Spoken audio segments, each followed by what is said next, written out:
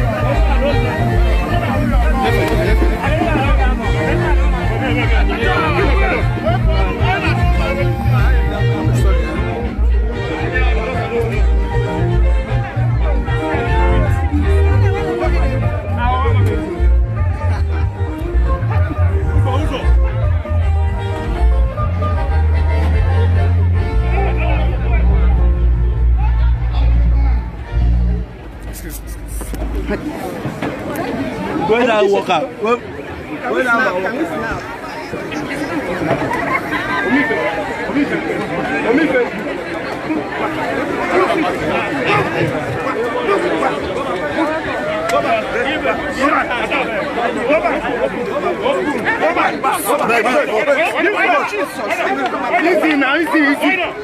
we are doing our work as well.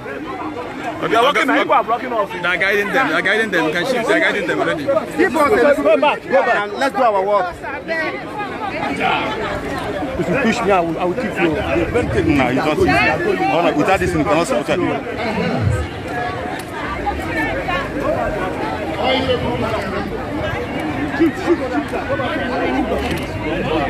Yes, sir. I got many ideas. I have guys. Camera, go back. On the camera, go back.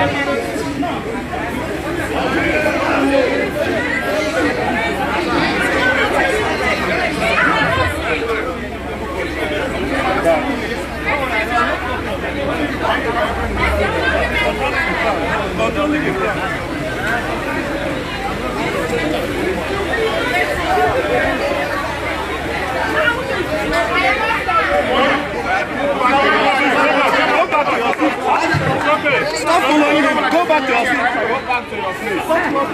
Go back to your place. I am talking about yourself. Respect yourself there. Leave that place now. I said leave that place.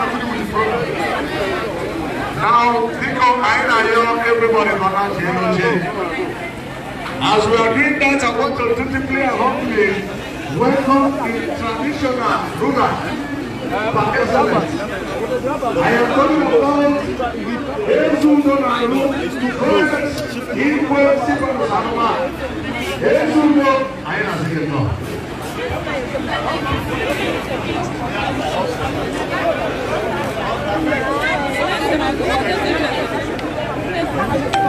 Because I need your life.